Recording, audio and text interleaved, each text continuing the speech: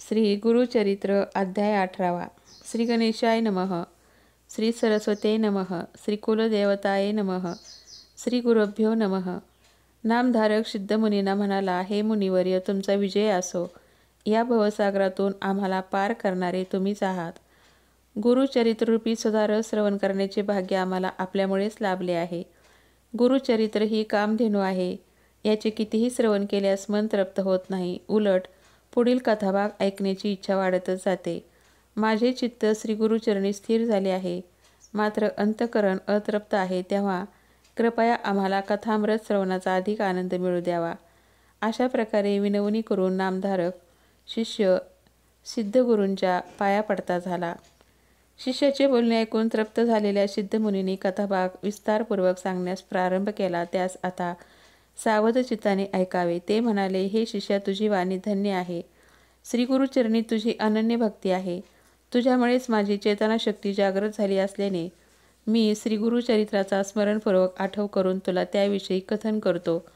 भिल्लवडी स्थानाचा महिमा मी तुला सांगितला आहे.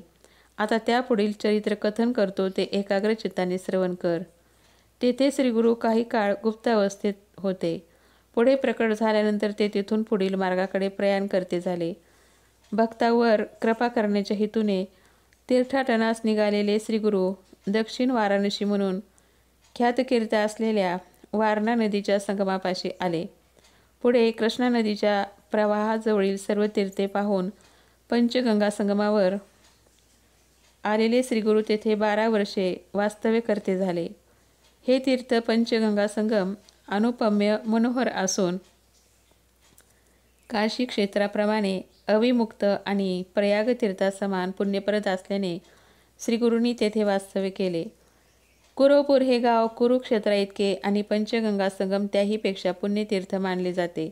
हे तीर्थ कुरुक्षेत्राहून अधिक पुण्यप्रद आहे. अन्य तीर्थ या पंचगंगा तीर्था इतके महात्म्य राखणारे नाहीत. या पंचगंगा नदीची थोरवी आगाध आहे.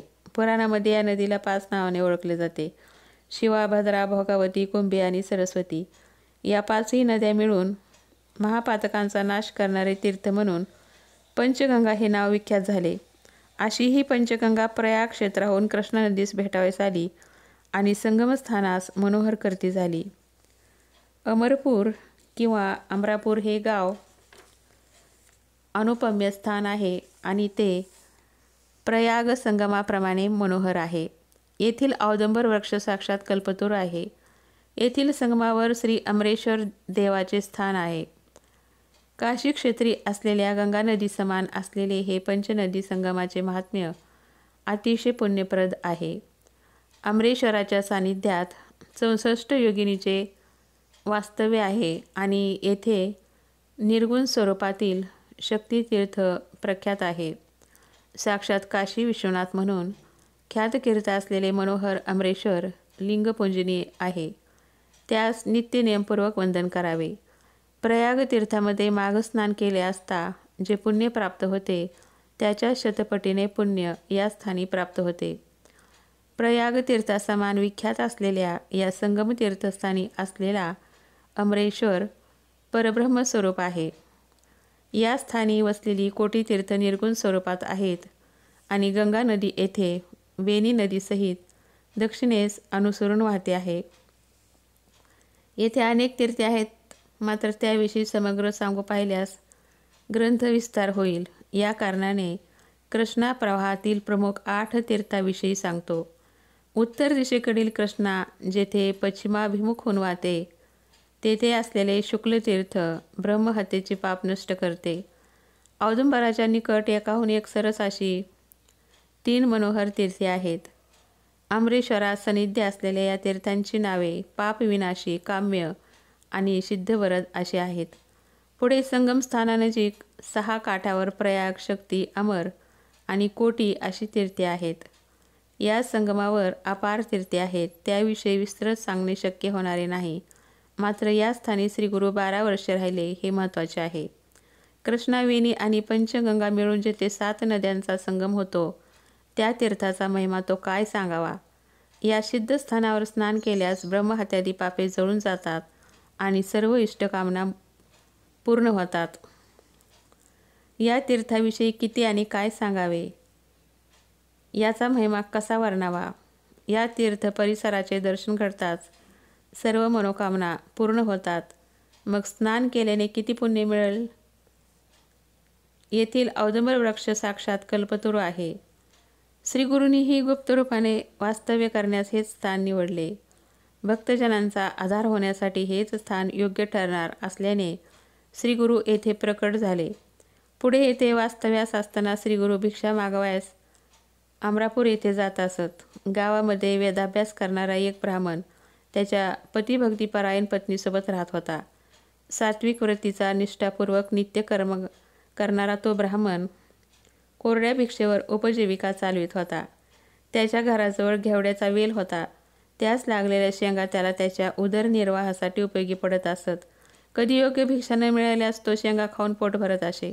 अशा रीतीने तो याचक वृत्तीने उदरनिर्वाह करणारा ब्राह्मण पंचमहायज्ञ आणि अतिथीपूजन करून दिनक्रम चालवत असे. एके दिवशी श्रीगुरू त्या ब्राह्मणाच्या घरी भिक्षेकरता गेले असता ब्राह्मणाने त्यांचे आदरपूर्वक स्वागत केले. भक्तिभावाने पूजा केली आणि घेवड्याच्या शेंगाची भाजी श्रीगुरूसमोर ठेवली. ब्राह्मणाकडील भिक्षा स्वीकारून श्रीगुरू संतोष पावले आणि आता तुझा दारिद्र्य दोष निघून जाईल असे म्हणाले. त्या ब्राह्मणाच्या घरी अंगण व्यापून टाकणारा असा घेवड्याचा वेल होता. त्या वेलाचे मूळ श्रीगुरूंनी छाटले आणि ते संगमावर निघून गेले. हे पाहून त्या ब्राह्मणाची पत्नी आणि मुले दुःख करू लागली व म्हणाली, पहा बरे आमचे दैव, देवानी काय केले पहा. आम्ही त्या यतीश्वराला असा काय त्रास दिला जेणेकरून त्यांनी वेल समूळ उपटून जमिनीवर टाकून दिला. जणू आमच्या मुखातील घास काढून टाकून दिला. अशा रीतीने पत्नी तीव्र शोक करू लागली. हे पाहून ब्राह्मण संतापला आणि म्हणाला, जे आपल्या दैवात असेल तसे घडेल. ज्यावेळी जे घडते ते सर्व काही विश्वेश्वर शंकराच्या इच्छेने घडते. हे विश्व त्यांच्याच अधीन आहे. उत्पत्ती, स्थिती आणि लय यांचा करताही तोच आणि त्यांच्याच योगाने मुंगीपासून प्रत्येकाचा सर्व पसारा तो सांभाळतो. सर्वांना तोच खाऊ घालतो. सिंह आणि हत्तीसुद्धा त्याच्याच कृपेने जगत आहेत. स्थूल आणि सूक्ष्म असा भेद असणारे 84 लक्ष जीव येथे नांदत आहेत. ईश्वराने सर्वप्रथम त्यांचा आहार निर्माण केला आणि नंतर त्यांची उत्पत्ती केली. राजा आणि रंक यांच्याकडे तो समदृष्टीने पाहतो आणि सृष्टीचे यथायोग्य रक्षण करतो. आपले पूर्वकर्म जसे चांगले किंवा वाईट असेल तसेच फळ आपल्याला प्राप्त होते.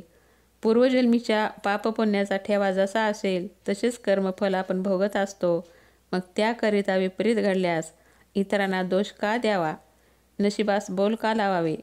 आपल्या दैववशात उणीव कमतरता असल्यास दुसऱ्यांना दोष देणे मूर्खपणाचे ठरेल.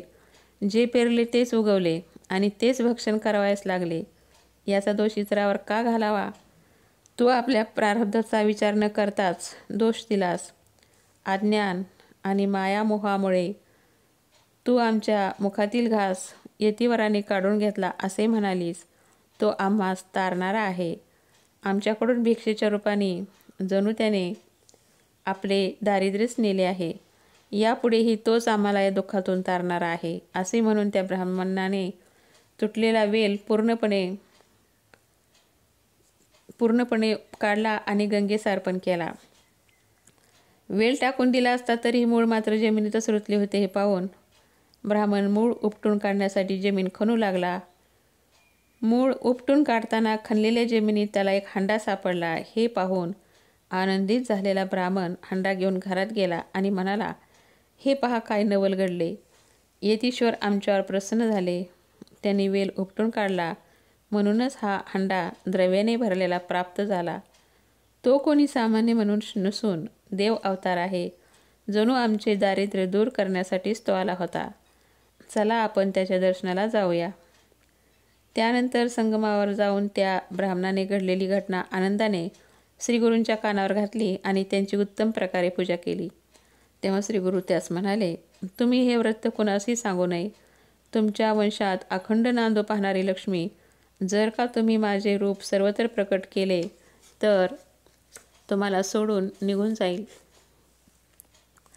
श्रीगुरूंनी ब्राह्मणाला उत्तम आशीर्वाद दिला आणि पुत्र पौत्रासह सुखाने संसार कराल असे सांगितले. अशा तऱ्हेने श्रीगुरूकडून वर प्राप्त झाल्याने ब्राह्मण आपल्या पत्नीसह घरी गेला. गुरुकृपा झाली की केवळ गुरूंच्या दर्शनानेच दैन्य दूर होते.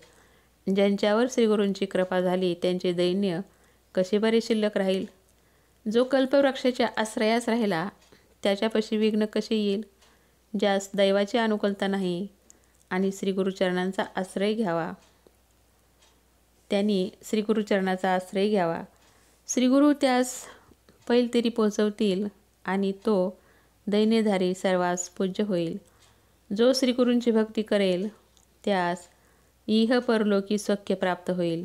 त्याच्या घरी 8 प्रकारचे ऐश्वर्य आणि अखंड लक्ष्मी नांदत राहील. अशा या श्रीगुरूचा महिमा मनोभावे भक्तिभावे पूजावा. श्रीगुरू हे कामधेनूच आहेत असे सिद्धमुनी नामधारकास म्हणाले. गंगाधराचा पुत्र विस्तारपूर्वक सांगत असलेल्या श्री गुरुचरित्राची पुढील कथा ही अमृता समान आहे. त्यास एकचित्ताने श्रवण करावे. विवेक व सारासार बुद्धीने हे श्री गुरुचरित्रामृत सेवन करावे. या कथाभागामध्ये ब्राह्मणाच्या दारिद्र्यहरणाविषयीचा वृत्तांत सांगण्यात आला आहे. अशा रीतीने श्री गुरुचरित्रामृत ग्रंथातील परमकल्पतरू कथामधील श्री नरसिंह सरस्वती उपाख्यानाच्या अनुषंगाने सिद्ध व नामधारक समाजामधून घडणारा आमरापूर महिमा व ब्राह्मण दारिद्र्यहरणाचा असा हा 18वा अध्याय पूर्ण झाला.